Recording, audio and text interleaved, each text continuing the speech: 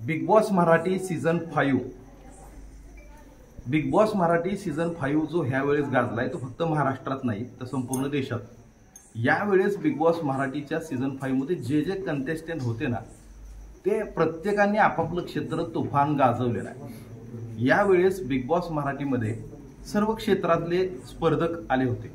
त्याच्यामध्ये कला क्षेत्रातून, गायन क्षेत्रातून, त्याच्यानंतर बॉडी बिल्डिंग क्षेत्रातून असेल, त्याच्यानंतर रील स्टार असतील, म्हणजे जे सोशल प्लॅटफॉर्मवरती जे गाजलेले लोक आहेत ते असतील.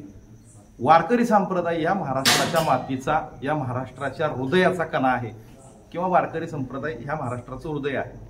त्याच्यातून पण एक स्पर्धक होते पुरुषोत्तम दादा महाराज. पुरुषोत्तम महाराज हे देखील बिग बॉस सीझनच्या 5 मध्ये गेले होते. घरातून ज्यावेळेस पुरुषोत्तम दादा बाहेर पडले त्यावेळेस आपल्याला माहिती आहे सध्या बिग बॉस मध्ये सगळ्यात जास्त चर्चेत आहे तो सूरज चव्हाण.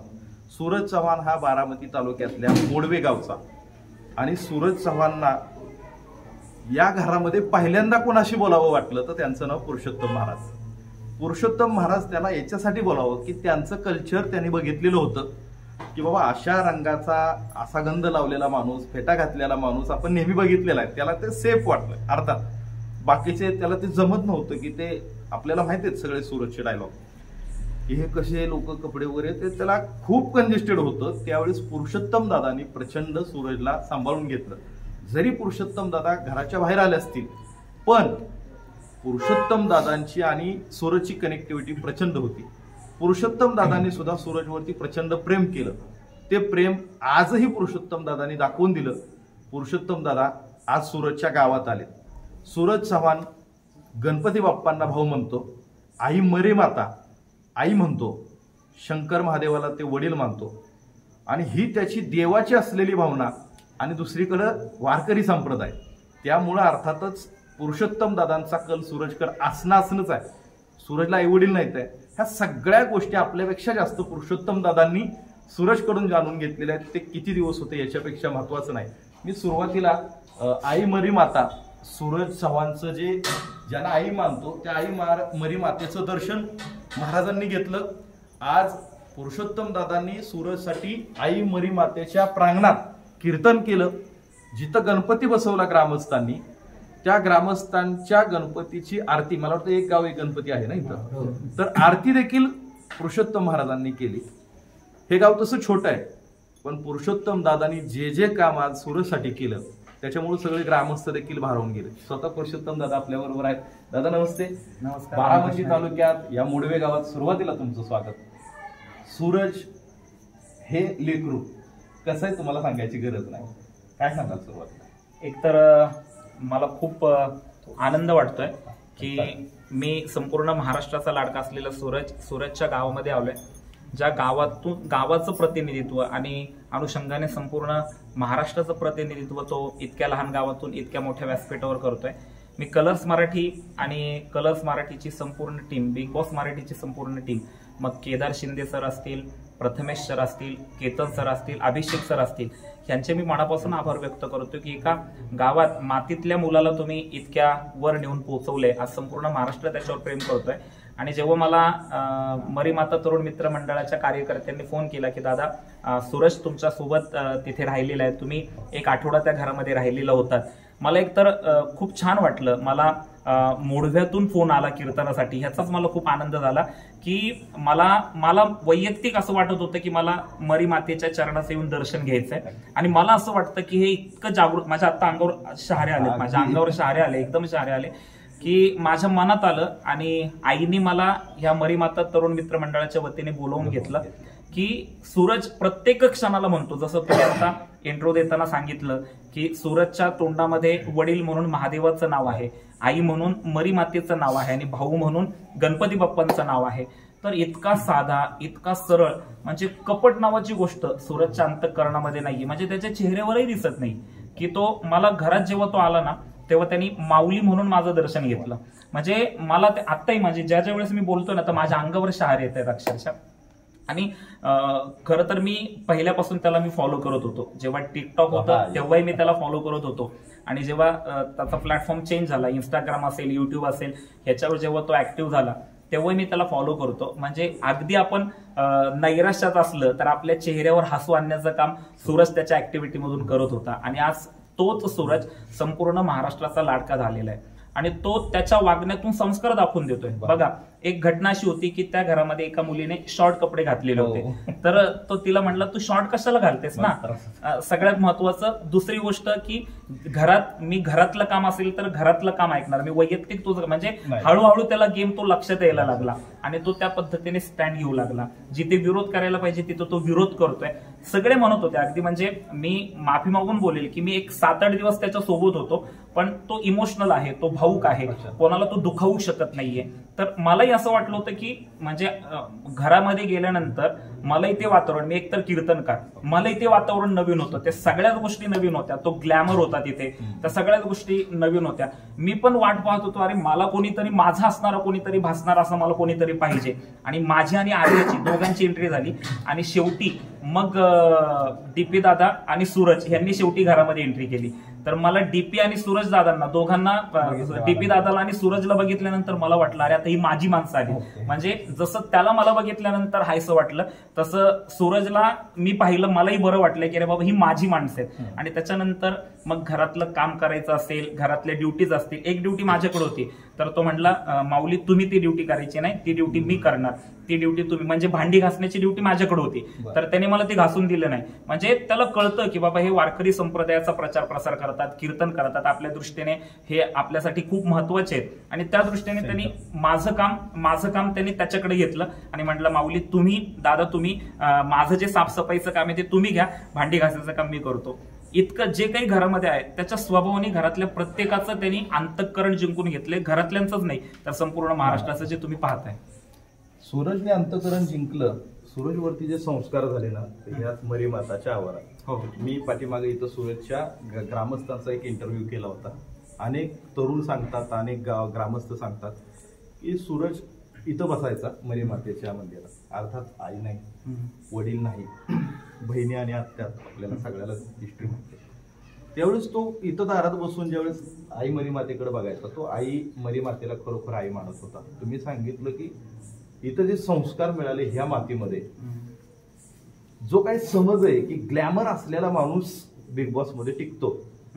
तुम्हाला तर म्हणजे तुम्हाला दोन्ही गोष्टी माहित होत्या, तुम्हाला ग्लॅमर पण माहित होतं आणि तुम्हाला तुमची संस्कृती, महाराष्ट्राची संस्कृती माहित होती. सूरजला ग्लॅमर काहीच माहित नव्हतं. बिग बॉस मध्ये टिकून राहणं किती अवघड आहे महाराज, खूप अवघड आहे. खरं तर मी पहिलंच सगळ्या प्रेक्षकांना सांगेल, तुमच्या माध्यमातून ज्यांच्यापर्यंत हे पोहोचतंय त्यांना माझं सांगणं आहे, लोकांना पहिल्यांदा असं वाटतं की हा स्क्रिप्टेड शो आहे. तर पहिली गोष्ट, हा स्क्रिप्टेड शो नाहीये, सगळं अनस्क्रिप्टेड आहे. तुम्हाला डोळ्यावर पट्टी बांधून घरामध्ये सोडण्यात येतं. घरामध्ये सोडल्यानंतर आपण असं बाहेर मोकळ्या वातावरणात वावरलेली माणसं आहोत. घरामध्ये गेल्यानंतर तुम्हाला आभाळ पण दिसत नाही, सकाळ, दुपार, संध्याकाळ, रात्र काय झालीये हे काहीच कळत नाही. तुम्हाला वेळ पाहिला घड्याळ नाहीये तिथं, तुम्हाला बोलायला तुमची घरातली लोक नाहीयेत, तुमचे मित्र नाहीयेत.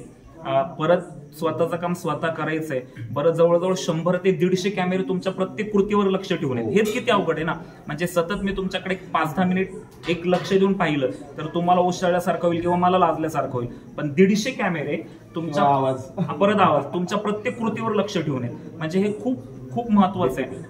म्हणजे ज्यांना एक गैरसमज आहे ना, बिग बॉस काय कार्यक्रम आहे, तो असाच कार्यक्रम आहे. पण मी एक आवर्जून सांगेल की बिग बॉसच्या घरामध्ये राहणं फार टफ आहे आणि ते टफ असलेली गोष्ट सूरज तिथं करतोय. सूरजच्या दृष्टीने जर तुम्ही जसं म्हटलं त्याला ग्लॅमर काहीच माहिती नाहीये, तो लक्झरियस फील नाहीये तिथे. जो लक्झरियस फील तो तिथे आता घेतोय त्या वातावरणात तो राहिलेलाच नाहीये ना कधी. पण त्याच्यामध्ये तो मग लिव्हिंग एरिया असेल, बेडरूम असेल, पहिल्या दिवशी तुम्ही जर बघितलं असेल तर त्याला ते टॉयलेटचा दरवाजा उघडता येत नव्हता. म्हणजे टॉयलेटचा दरवाजा उघडता येत नव्हता. तर मला इतका मातीतला मुलगा पण आज त्या वातावरणामध्ये तो अगदी स्वतःला त्यांनी बरोबर त्या वातावरणाने ठेवलं आणि प्रत्येकाच्या मनावर राज्य करतो. 7वा आठवडा आहे. आम्हाला हाच प्रश्न पडला होता, म्हणजे महाराष्ट्रालाच पडला होता. पहिल्या आठवड्यात एक तर सूरजवरती टीका झाली, नंतर सूरजनी गेम दाखवायला सुरुवात केली. सूरजवरती टीका झाल्याच्या नंतर आता तुम्ही 7 दिवस राहिलात, आमचाही एवढा प्रसंग नाही, त्याची फॅमिली सोडली तर कोण राहिले. पण सूरजला जर एकदा गेम कळला तो समोरचा गेम करतो का? हो, तो म्हणजे सूरजला गेम कळला. म्हणजे आता तुम्ही जर बघितलं असेल तर तो आरबाजला पण बोललेला आहे, वैभवला पण बोललेला आहे. खरं तर म्हणजे निकीला तर तो बोललेलाच, म्हणजे तो प्रत्येकाला. जो जान्हवी बरोबर पण बघा एक कन्व्हर्सेशन असं आहे की ते शूज वरून तो म्हणतो सगळ्या बाया माझ्याकडेच येतात, तर तिथे पण त्यावेळेस आम्ही दोघं बसलेलो होतो. तो म्हणजे घरामध्ये जास्त रमला माझ्यासोबत. म्हणजे तुम्हाला तरी एक तास दिसलं, मी 7 दिवस त्या घरामध्ये होतो, तुम्हाला 1 तासच दिसलं, पण माझ्या बरोबर सगळ्यात जास्त रमला. कारण की त्या सगळ्या वातावरणामध्ये त्याला स्वतःला जेव्हा तो वावरत होता तर त्याला आपलंसं कोण वाटत होतं, तर मला अभिमान वाटतो की त्याला मी आपलंसं वाटत होतो. पण मी तुम्हाला जसं म्हटलं की मलाही कळत नव्हतं की सूरज पुढे कसा गेम खेळेल, काय खेळेल. मी 7 दिवसात बाहेर आलो, पण नंतर जेव्हा सूरजचा मी गेम पाहतोय किंवा अगदी आता 7व्या आठवड्यात, म्हणजे तुम्ही बघा ना, म्हणजे पहिली कॅप्टन झाली अंकिता, नंतर मग आरबाज झाला असेल, वर्षाताई झाल्या असतील, निकी झाली असेल. मला वाटलं नव्हतं की इतक्या लवकर आपला सूरज कॅप्टन होईल. आणि मी मागच्या 1-2 तो हे होण्याच्या अगोदर मी खरं तर मला यायचंय, तो प्रश्नच माझा एक वेगळा आहे. या देशामध्ये देव मानणारी लोक आहेत आणि देव न मानणारी लोक आहेत. बरोबर आहे. सूरजनं देव मानला, गणपती बाप्पांना भाऊ मानायचं, शंकर पार्वतीला आई वडील मानायचं, आई मरे त्याला देव आहे. हो, हे सूरजच्या सगळ्या सिस्टीमवरून दिसून येतं का? नक्कीच येतं, नक्कीच येतं. म्हणजे अगदी म्हणजे तुम्ही देव आहे का असं जर तुम्हालाही प्रश्न विचारला, मला प्रश्न विचारला, तर त्याचं उत्तम उदाहरण म्हणजे सूरज आहे. बघा ना, म्हणजे श्रद्धा काय करते तुम्हाला, श्रद्धा काय करू शकते. मी आता कीर्तनामध्ये पण सांगितलं की येथे भाविवेन तत्वता परमार्थ न आता सकळ साधनांचे माथा जाण तत्वता सद्भाव. सर त्यांनी गणेश उत्सवात त्याला कॅप्टन्सी मिळाली. आणि सगळ्यात महत्वाचं तोच मला मुद्दा, सगळ्यात महत्वाचं, जे इतके हुशार घरामध्ये बाकीचे स्पर्धक आहेत, स्वतःला हुशार समजतात किंवा स्वतःला जे अगदी सगळ्यांची नावं घेणं मला शक्य नाहीये, पण त्यांनी मोदकाचं ताट समोर आल्यानंतर मोदक उचलला आणि तोंडात टाकला.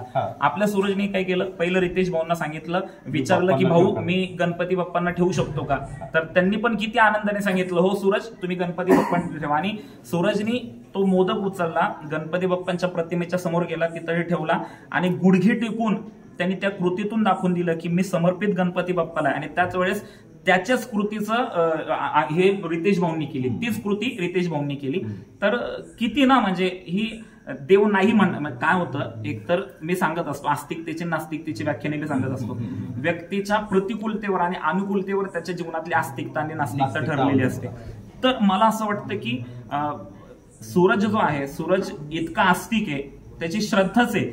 त्या श्रद्धेला कोणी चॅलेंजच करू शकत नाही. म्हणजे किती नास्तिक माणूस असला तरी सूरजच्या बाबतीत ते चॅलेंज नाही करू शकत असं मला वाटतं. आणि मी तर वारकरी संप्रदायाचा आहे, मी चिकित्सा करणारच नाही, मी श्रद्धाच ठेवणार. कारण की मला अनेक वेळेस अनेक जण विचारतात की तुकाराम महाराज खरंच सदैव वैकुंठाला गेले का, जो का क्वेश्चन टॅग असतो ना, मी त्याच्याबरोबर चर्चाच करत नाही. कारण की मी कीर्तनकार आहे, गेले तुकाराम महाराज सदैव वैकुंठाला गेले, ज्ञानेश्वर महाराजांनी भिंत चालवली आहे. आणि मरी मातेचा आशीर्वाद किंवा गणपती बाप्पाचा महादेवाचा आशीर्वाद काय, तर सूरज चव्हाणकडे बघा, मराठा मातीतला मुलगा एवढ्यावर चाललेला आहे, हे आस्तिकतेचं दर्शन. दादा मोडवे गावामध्ये सुरुवातीला तुम्ही आता आलात, सूरजचं तुम्ही घर पाहिलं, सूरजची बहीण सूरजच्या आत्यांना भेटला, सूरजची सगळी परिस्थिती ज्यावेळेस सूरज बिग बॉस मध्ये गेला त्यावेळेस समजली. मी तालुक्यातला, माझे अनेक सहकारी हे पण सगळे तालुक्यातले. खरंच आम्हाला हे कोणालाच माहित, म्हणजे मुळात सूरजला आई वडील नाहीत हे कोणालाच माहित नव्हतं. बिग बॉस मध्ये गेल्याच्या नंतर आम्हाला कळालं की सूरजला आई वडील नाहीच आहे. सुरुवातीला सूरज प्रचंड ट्रोल झालेला मुलगा की अंग विक्षेप करायचा, म्हणजे सूरजला ट्रोल करून काही काही लोक लाखो रुपये कमवले. म्हणजे असे काही कंटेंट हे आहेत क्रिएटर की त्यांनी सूरजला ट्रोल करून पैसे कमवले. आज त्या ट्रोलर्सना त्याला ट्रेंडिंग मध्ये आणावं लागतंय.